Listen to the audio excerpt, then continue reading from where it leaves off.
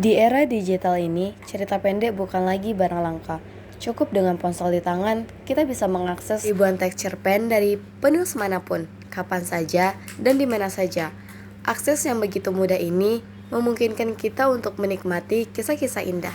Kita punya pilihan, membaca cepat di layar, atau bahkan menyimak lewat audiobook sambil melakukan aktivitas lain.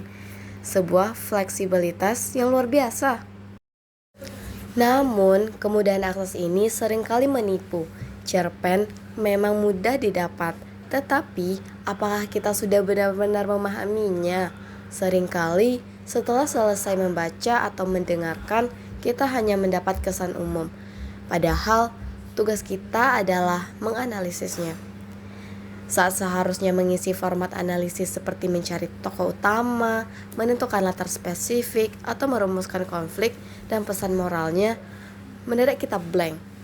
Di mana letak konfliknya, siapa saja tokoh pendukungnya, kenapa saya tidak mencatat saat menyimak. Kita hanya mendengarkan atau membaca tanpa tahu teknik menyimak dan efektif untuk menangkap detail-detail penting.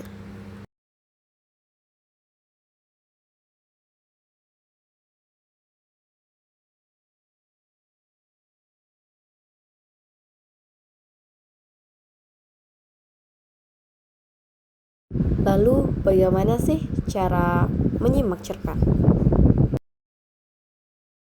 Halo Sobat Literasi, kembali lagi bersama channel kami. Saya Saskia Hayatisa. Saya Rahmatullah Khaira. Saya Ruli Sonakwa. Saya Amina Saismati. Saya Nurul Indah. Dan saya Nurul Junita. Pernah dengar apa itu cerpen? Tapi 5 detik kemudian lupa. Tenang, hari ini kita bahas 10 rahasia guru bahasa Indonesia melalui format menyimak cerpen. Kenapa ya kita butuh format? Nah, itu karena otak kita itu gampang overload. Nah, pada saat kita menyimak, informasi masuk dengan cepat. Pada saat bagian tokoh, latar, serta masalah, jika tidak dicatat, maka 80% informasinya akan hilang. Solusinya, kunci menyimak cerpen adalah fokus pada 4 hal unsur intrinsik. Yang pertama adalah tokoh, kedua latar, ketiga tema, dan yang keempat amanat.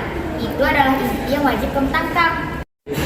Oke, mari kita bedah format dulu. Lihat pada kolom pertama dan kedua, tokoh dan latar. Ini harus kamu isi real time saat cerpen dibaca. Contoh, kenalan bilang, Mamat berlibur ke rumah neneknya di desa, dan kedatangan Mamat disambut dengan sukacita oleh neneknya. Stop, kamu harus langsung mencatat tokoh dan latarnya, di mana tokoh utamanya adalah Mamat dan latarnya di rumah nenek di desa. Ingat, catat kata kuncinya. Lanjut ke bagian yang paling penting, yaitu tema dan amanat. Ini adalah bagian dari analisis. Tidak bisa kamu isi saat proses menyimak. Kamu harus menunggu sampai cerpen selesai. Tema adalah ide pokok cerita, sedangkan amanat pesan moralnya. Misalnya, Reno si pemalu tadi akhirnya memberanikan diri untuk tampil di depan kamera. Temanya yaitu mengatasi rasa takut, sedangkan amanatnya keberanian dari kemauan. Siap-siap, kita praktik dengan cerpen, bukan yang teratur. Kamu langsung isi formatnya ya. Berikut format lengkap untuk mengidentifikasi atau menyimak teks cerpen. Format isian pengidentifikasian teks cerita pendek. Yang pertama yaitu A. Identitas umum teks. Kita tulis judul cerpen dahulu, lalu nama pengarang, dan tanggal latihan. Di kolom pertama, isi nama tokoh. Lalu di kolom kedua, isi latarnya. Lalu di kolom ketiga, isi peristiwa yang terjadi di dalam cerita pendek itu. Lalu di kolom terakhir, bagaimana tindakan tokoh. Lalu bagian B, kemungkinan rumusan pesan-pesan dalam cerpen. Lalu selanjutnya bagian C, kemungkinan permasalahan utama yang diungkapkan dalam cerpen. Isi bagian A-nya, permasalahan utamanya apa, lalu di bagian B-nya, alasannya apa. Lalu terakhir, bagian D, simpulan tentang orientasi pengisian format dikaitkan dengan orientasi pembelajaran mengidentifikasi teks.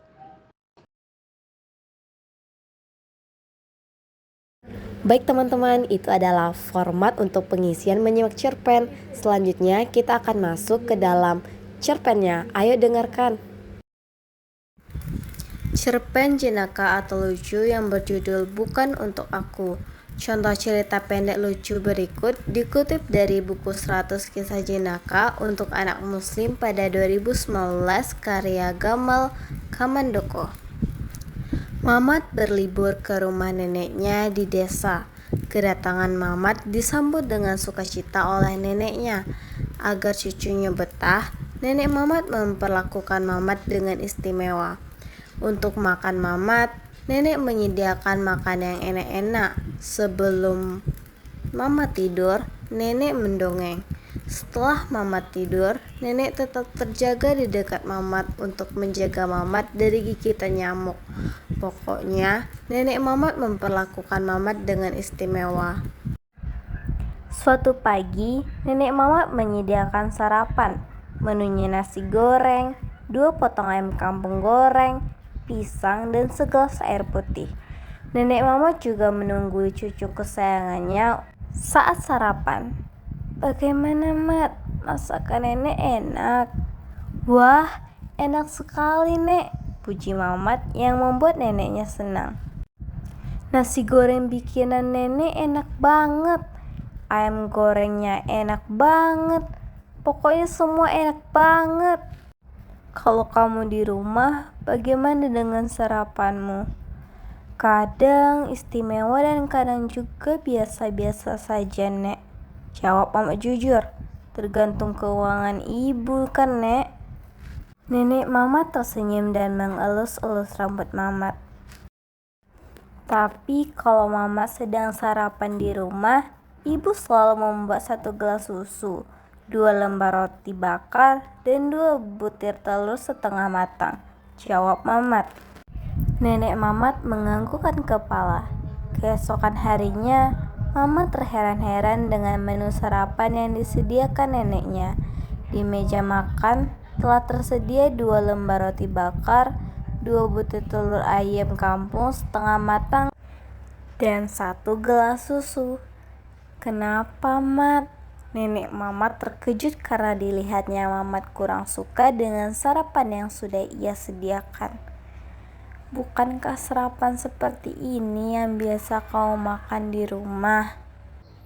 Nek, kata Mamat, yang biasa sarapan dengan 2 lembar roti bakar, 2 butir telur ayam kampung setengah matang, dan 1 gelas susu itu ibu, bukan Mama, Nek.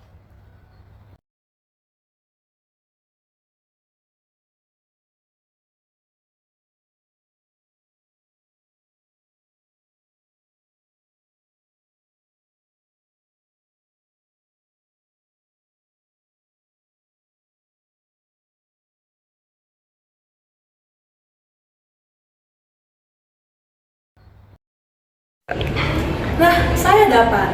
Tokoh yang digunakan dalam cerpen ini yaitu Mamat dan juga nenek Mamat. Lalu, latar yang diceritakan dalam cerpen yaitu di rumah nenek Mamat di bagian meja makan dan juga kamar Mamat. Temanya adalah kasih sayang dan perhatian seorang nenek kepada cucunya yang disajikan secara jenaka. Amaratnya yaitu kasih sayang orang tua dan nenek tidak selalu harus berlebihan. Perhatian yang tulus lebih penting daripada meniru kebiasaan orang lain tanpa memahami maknanya. Dan pentingnya kita untuk memahami konteks agar tidak salah paham dalam mendengarkan cerita orang lain. Nah, sekarang waktu kita sudah mau habis nih. Ini dia 3 quick tips dari saya agar menyimak kamu lebih maksimal. Yang pertama yaitu latihan praduga. Lihat judulnya. Kira-kira ceritanya tentang apa ya?